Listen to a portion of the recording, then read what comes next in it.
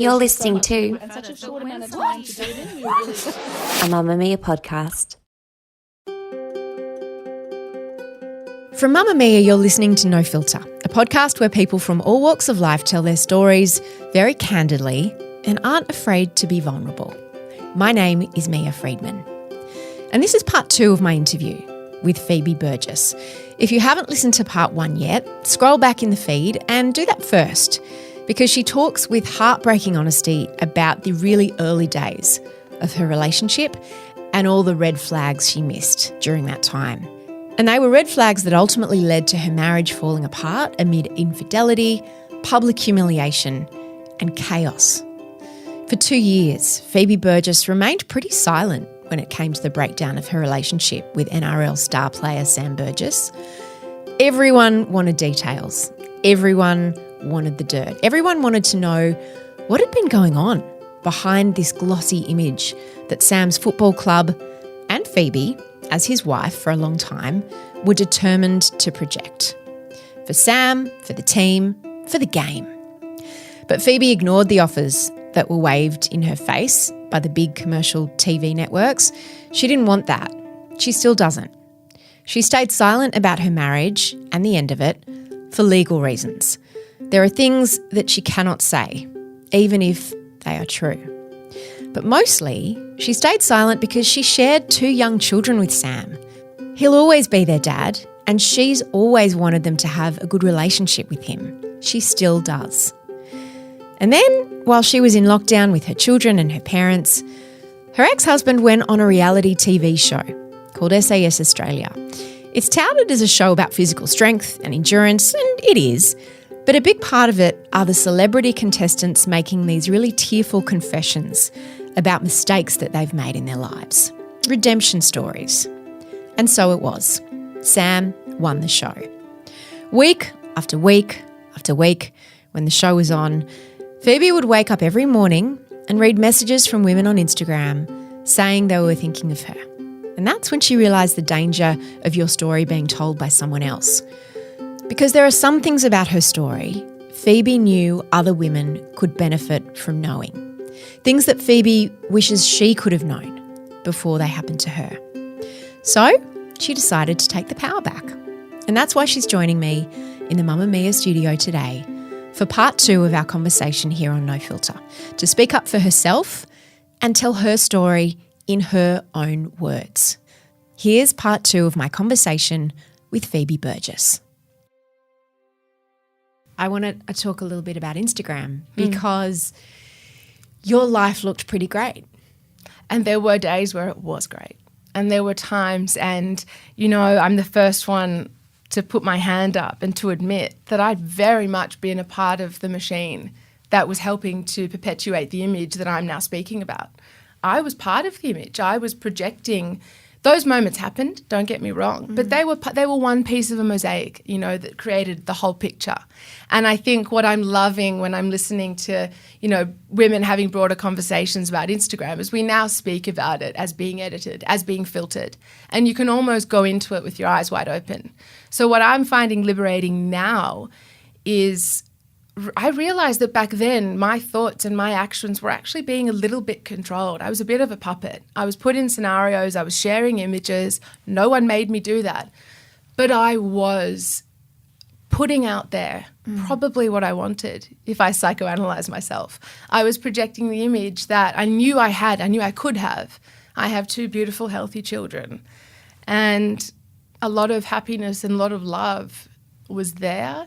But that wasn't the only thing that was going on. And I was holding on to those little moments really tight because my family was on the line.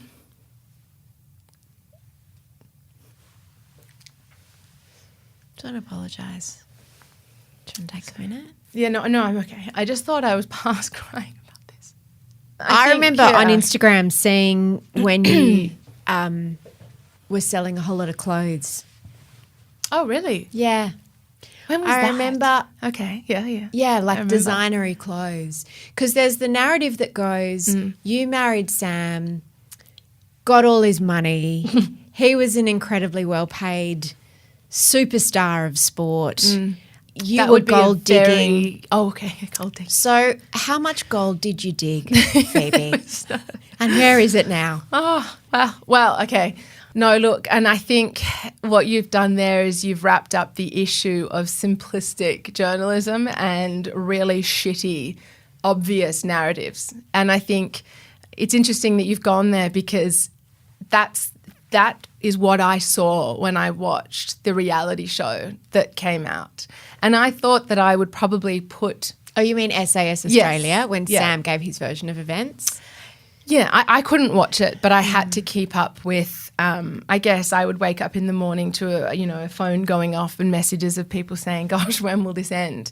And that's when I noticed the danger of allowing your story to be told by someone else, allowing, whether it's a man, whether it's a show, whether it's newspapers, to hijack your truth, hijack your narrative, your side of the story, because, and this is what's probably unlike relatively normal relationships where people get to live it out with all of its ugliness and figure it out together.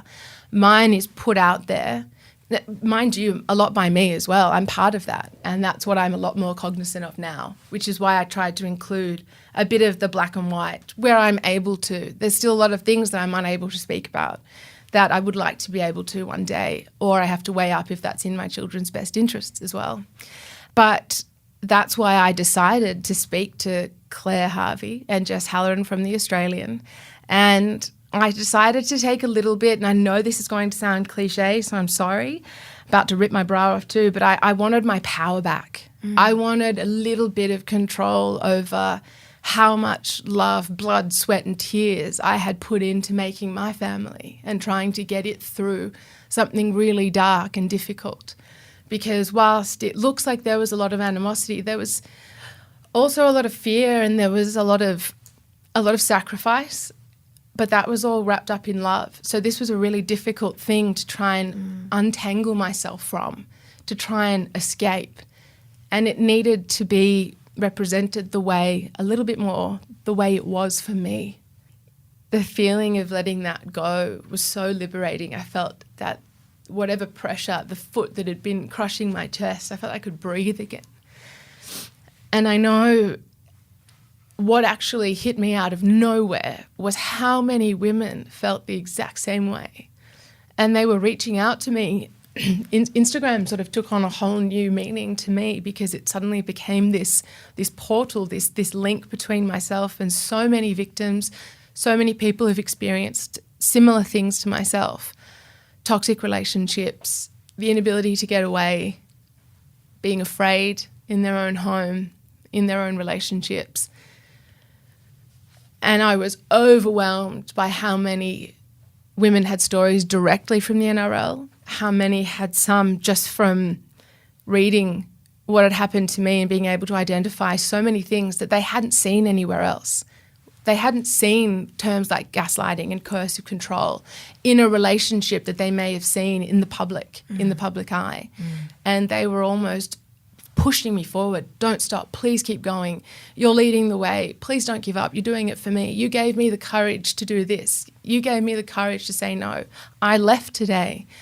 And had the club taken the time to actually engage in some productive and healthy ways of coping with stress, pressure and behaviour. But it's so funny that you're talking about this because, a lot of people have experienced infidelity and the devastation of that. It's not such a big deal in the NRL. But also it's usually between you and your partner. It's not that there aren't a whole lot of other people weighing in with opinions and views on what you should do and coercion. Who else got involved? Like, when did it occur to you that there were other people involved in your marriage? Well, and this was the thing that I found disturbingly cruel. When I was so pregnant with my son and I had almost been convinced or ushered back into this relationship, back into the house for so many different reasons, and I'd love to be able to explain the specifics, and some of it I just can't yet. I'm unable to. But I started to realise once these little bits were starting to filter into the media, and as you know, once there's one pebble, the avalanche of rocks were coming down, these women were coming out. I was told after I'd left the relationship that almost a dozen women had complained to the club about my husband at the time. So I was aware then that that's it just the ones that wasn't complained just to the club. Exactly. And interestingly, they didn't go to the police like the victim of the sexting scandal. She didn't go to the police, Mia. She didn't go to the media. She went to the club because she loved the game and she hoped that there would be something in place to reprimand that player, to make sure the wife knows. You know, I was the wife in the scenario. And I started realising that it wasn't just between my husband and I. My marriage wasn't just the two of us. It had this backdrop that was full of covering up, full of lies, full of, pushing problems under the table just to get through a season. We became a problem that had to be dealt with. So there was no clear air for us to actually figure out our own issues in our own time. It became strategized. We were sent places. Every time there was a scandal, I ended up bundled up and taken up to a property that's owned by somebody close to the club. I was sent home. I ended up going to Scone to my friend's property after another scandal broke. And it was usually places that didn't have Wi-Fi, that were pretty secluded, and they were definitely away from my friends and family. Not just the way that's palatable or that's being given to you by an institution that is still relying on the cover-up, on the formula to get rid of me, to silence me, to wrap it up in a neat little gold-digging, bitter ex-wife, package that, okay, we know that story because it's been put out there, but I guess I'm challenging everyone who's listening to this. When you read a story, don't just read the words. Read between the lines. See what they're able to say. See what they're not saying. I think I read something about, and I speak about the victim of the sexting scandal because I actually spoke to every woman who reached out to me, and I apologised to them because I felt it was on me at the time that my husband wasn't happy and he was hurting a lot of other women. Oh, babe. So I actually spoke to all of them, but it helped me understand a lot too.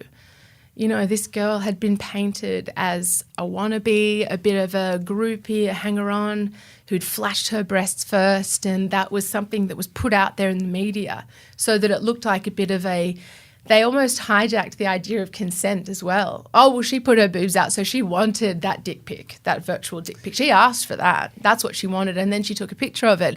That poor guy, he was tricked. That is just so not what happened. So she was told stuff about you. You were told stuff about her. So she wasn't told anything about me. But the whole idea was to, he's the victim, to co-opt you into not being on her side, and no one ever wanted you to speak to her, I'm sure. Oh, God, no. And, but I'm a journalist by trade. I did my own digging. I wanted to get to the bottom of what was actually going on here. What was that conversation like? Oh, it was lovely. It was hard for me, but she was a lovely girl, and we actually had, links. And I understood that this girl was actually a lover of the game, and she thought she was doing the right thing. So, and this is what I found really important for her, telling her story. The reason there were no breaches found, I believe, is because she ended up not speaking to the NRL Integrity Unit. She backed out because of what happened to her in the media, because of the backlash. She was being painted as somebody who wrecked my family, and I wanted to tell her that that's not the case and that it wasn't her fault. So there was nothing in it for her to tell her story, so she disappeared, and it worked. I'm Mia Friedman, and you're listening to part 2 of No Filter with Phoebe Burgess. To listen to part 1, scroll back in your feed. There don't seem to be a lot of women in the NRL. It's not enough. At any that I know of. You speak in your story about, you spoke in your interview with The Australian about a senior person connected to the club calling your father to negotiate the terms of your marriage and try to convince you to stay in your marriage to Sam. I mean, that sounds like something from the Middle Ages. Doesn't it? At what point did you go, this is fucked? Yes. Yeah. At the beginning, when this was all happening, I was either super pregnant or just had a cesarean, so I couldn't pick up my own son. And I was still looking after Poppy, who was 23 months old. And this is what I was saying, this is the disturbing sort of behaviour towards a woman who is in her most vulnerable state, to try and negotiate or convince my dad that things would be different, certain behaviours would cease and certain lifestyle choices might change, right? To try and, I guess the word, that you're choosing your words carefully. I'm trying to. Yeah, I'm trying to be aware. I'm trying to give you the best image without compromising myself or other people. But to know that someone was negotiating the rest of my life, that was stepping in and trying to stick Band-Aids over cracks in my marriage. Someone who wasn't But even also Sam. someone who wasn't him, and who also knew the strength the pain that it was for me to walk away. It is so hard when you're in the middle to be able to step outside of yourself, outside of your home, outside of all of those hormones telling you to love, love, love, care, nurture because you've just had a child. To step outside of that and pull the grip off your arm to get out. That took superhuman strength. And they kept putting me back in there in any way that they could. And one of those ways was to speak to my dad, who had no idea what was really going on until he did. And that was the point where everything changed. That day when my ex, was having a visit with my children at our family home, that incident changed everything for my family. And it outed me that I hadn't when Sam been. was charged. Yes. Yeah, when I called the police, it was like staring into a mirror of things that I had really been trying not to see, that I had been trying to put in a normal box. That's normal behaviour. It's just tough. It's just a bit of a tough period, or it happens to everyone, or maybe it's okay if it stops. But walking in and seeing my dad the way he was, that changed everything for me. It changed how I saw what I'd been through, because he was really scared. He was frightened. When Sam was pulled over with drugs in his system on his way, I think, to collect your children, how did you feel that day? That's the first time that I have, excuse my language, ever been fucking furious. The first time? Yeah, I was really angry because this was something I had absolutely no ability to control. And this was something that I knew was going on, that I knew was happening. And to see it there in black and white. The marriage was over at this stage? Very much over. We had no contact. Was there a part of you that was relieved? No way. I was furious. I was furious at the people around him. I didn't understand how someone could get into that position. My feeling was, the first thing I said is, who the fuck is looking after him? What is going on? But even just listen to what you just said. I know. Who is looking after this grown man? Yeah, see, it takes a lot of work to break things that you have that tie you to someone or something. As if he couldn't have worked out that it wasn't a good idea to be on drugs and get in his car and drive to pick up his children, like outsourcing that responsibility to someone else at the club. Or to me to have to detect it. Yeah. To say, you know, from that there were a lot of turning points, and that was another turning point that for me broke a lot of trust and a lot of faith in someone who is the father of my children. Yeah. It broke a lot inside of me. And the biggest thing I think that I've spoken about is mutual respect and having trust. And that goes beyond a marriage when you share children. So. Have you got lots of money, Phoebes? Well, You're I've rolling never in it? stopped working. Oh, dear. Yeah, I'm just waiting for the helicopter to come pick me up after this chat. Can I actually bum a few dollars for a ride home? That is, we threw in a free coffee. I'm kidding. That is a, Look, I've always worked and I always will work. Yeah. That's how my children, I have a mortgage. I was able to buy us a home, which I'm renting out at the moment as an investment property, which I was really proud of. It's really cool, actually. I've found a little bit of myself again. I've clawed back pieces of me that were lost, and I'll never be who I was. I'll never be that girl at the concert again. But I think when I spoke to Claire Harvey about this, we spoke about freedom and what that looks like. And that's not going backwards. It's about being able to move forward with what I'm now carrying and learning how to breathe through that and learning how to claw back a little bit of who I was, but also try and build someone new that I'm proud of, that my kids can be proud of. But the biggest thing is not staying silent about. I might not be able to speak about as much as I would like, but I am here and I am doing something and I am calling some very powerful people out, because a lot of women shy away from telling their stories, whether it's in their small social circles with their family or whether it's on a bigger scale like myself, because they look at themselves, they look at their past and they think, well, they're going to say this about me. No one's going to believe me. Not even my mum and dad will believe me. But what I've learnt is that it takes one person to tell you they believe you. So whoever's listening, I believe you. And that's a really good place to start when you're trying to claw back your self-worth. are you going to change your name back? Do you know what? And I've thought about this a lot. I can understand why it's a big issue for people, and I'm happy that it is, because we're actually speaking about it. Let's go back to the day after I was married and look at the decision I made with somebody to change my name, change my identity for the rest of my life. And then let's go back to the day I decided to give birth to my kids. My stretch marks aren't going anywhere. I've got a lot of scars from the things that I sacrificed along the way, and I'm keeping them because it's who I am now. I even thought about my passport is still Hook. My email is still Hook. So there are bits of it.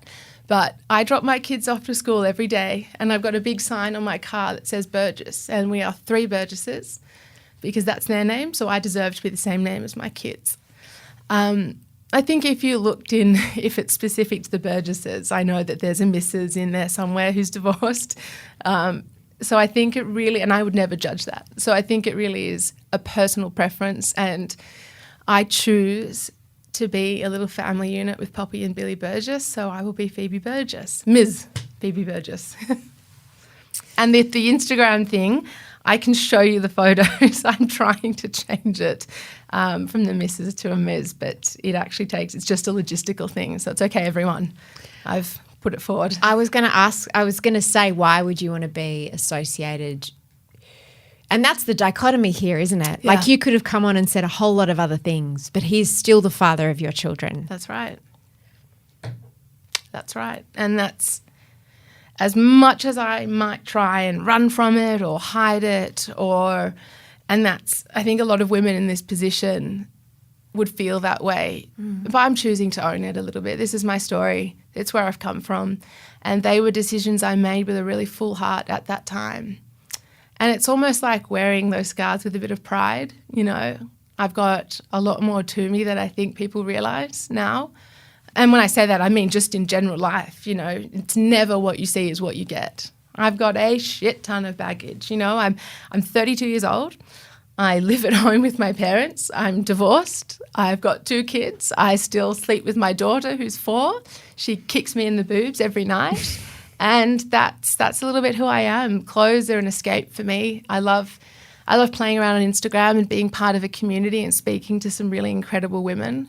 And I think now that I've liberated myself from the cage that is silence, you know, all I can say is being quiet about the pain and the fear, and whatever you've lived through is only helping the person who put you there, the person who did that to you.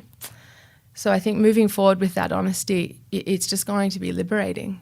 It's almost like Phoebe Burgess 2.0, and that can be whatever I want it to be, you know. Sounds like a good Tinder profile. Oh, Jesus. Tinder bio. Do you know what? I'm 32. I live at home with my parents. I've got 2 children. And P.S. there's no gold. Exactly. There's no gold at the end of the rainbow. There will be once I make it. And I'll make my own, and that's okay. If you want to read more of Phoebe's story, head to mamamia.com.au. We'll put some links in the show notes.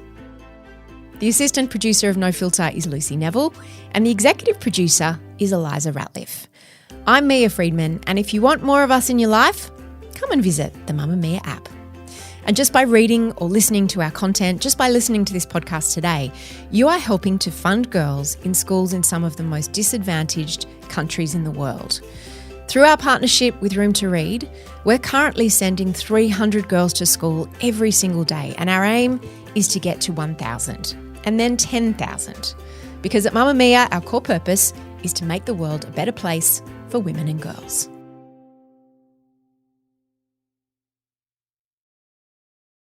Mamamia acknowledges the traditional owners of the land we have recorded this podcast on, the Gadigal people of the Eora Nation.